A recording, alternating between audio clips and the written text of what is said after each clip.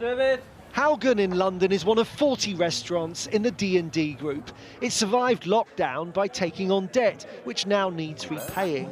There are plenty of bookings, but some sites are having to close on Mondays and Tuesdays because of a lack of staff.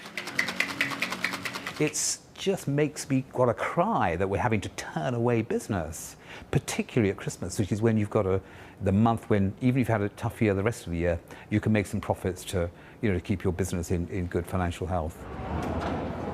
The problem is widespread. This was London's West End on Monday night. Shortages of labour and goods are holding back the economic recovery.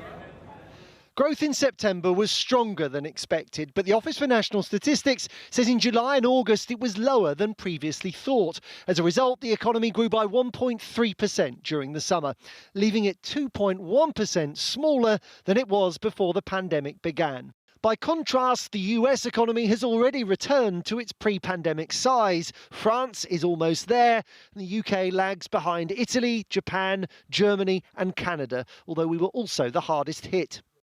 Well, today's figures show that the economy is continuing to grow and we're on the right path. But we know there are global challenges ahead. That's why the budget set out a plan to build a stronger economy with support for working families at its heart. Supply chain disruption is everywhere, but labour shortages seem particularly acute in the UK. Why do you think that is?